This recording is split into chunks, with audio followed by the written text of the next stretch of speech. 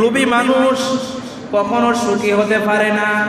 লোভকে যেই দিন আপনি আমি পরিত্যাগ করতে পারবো, লোভকে যেই দিন আপনি আমি ছাড়তে পারবো, সেই দিন আপনার আমার জীবন সফল হবে। একটা ঘটনা বলি সংক্ষিপ্তভাবে। তৎকালীন যুগে তিনজন বন্ধু একটা পথ দিয়ে অতিক্রম করে যাচ্ছে। যাইতে যাইতে দেখতেছেন সাগরের পাড়ে একটা স্বর্ণের কলসি পড়ে রয়েছে। এখন বন্ধু তিনজন স্বর্ণের কলসি একটা, কয়টা স্বর্ণের কলসি একটা। এদের তিনজন হাঁটতে হাঁটতে অরান হয়ে গেছে, তাদের পেটে বহু ক্ষুধা লেগে গিয়েছে। তারা একজন বন্ধুকে চিন্তা করলো, যাও বন্ধু, যে স্বর্ণের কলসিটা পেয়েছি এটা পরে ভাগ বন্টন করব, আগে যাই খানা আনো। আগে যাই কি আনো? আগে যাই খাবার আনো। যখন সেই খাওয়া আনতে গেল, খাওয়া আনার সময় সেই খাওয়ার ভিতরে বিষ মিশাই দিছে। সেই চিন্তা করলো, যদি আমি এই দুই বন্ধুকে বিষ খাওয়াই মারতে পারি তাহলে পুরা স্বর্ণের কলসিটা আমার হয়ে যাবে। কি হয়ে যাবে? পুরা স্বর্ণের কলসি আমার হয়ে যাবে। আর ওইদিকে এই দুই বন্ধু স্বর্ণের কলসির কাছে বসে বসে চিন্তা করতেছে, এই যখন খাওয়া নিয়ে আসবে আমরা দুইজন এই লোককে হত্যা করব। এই বন্ধুকে হত্যা করলে তাহলে আমরা দুই বন্ধু স্বর্ণের কলসিকে অর্ধেক অর্ধেক করে ভাগ করে নিতে পারবো।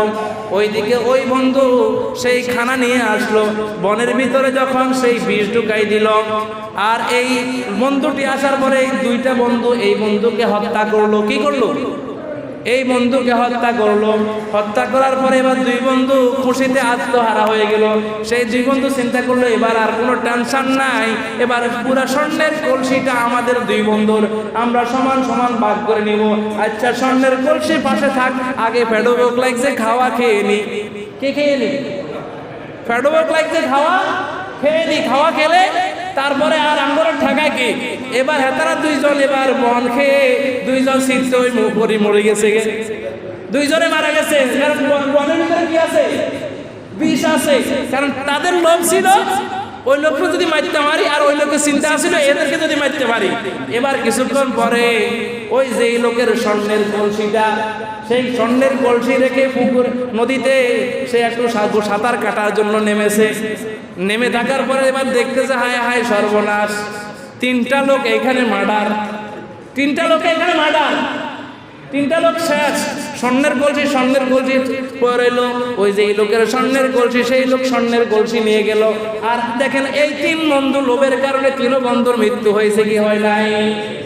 এই লোভের কারণে আপনি আমি যদি বেশি লোভ করি, অতিরিক্ত লোভে আপনার আমার মৃত্যুকে আপনি আমি নিজেই ডেকে আনবো। কথা বলেন ঠিক কিনা? এই জন্য কবি বলেন, লোভে পাপ, পাপে মৃত্যু। কথা বলেন। একটা আমরা প্রবন্ধ পড়ছি কিনা? একটা আমরা প্রবন্ধ পড়েছি, লোভে পাপ, পাপে মৃত্যু। তাহলে এই জ্বলন্ত প্রমাণ এই তিন ব্যক্তির ভিতরে পাইছেন কিনা? এই আপনি আমি যদি দুনিয়া দুনিয়া করে লোভ করি, কিন্তু একদিন এই দুনিয়ার জায়গায় পড়ে থাকবে।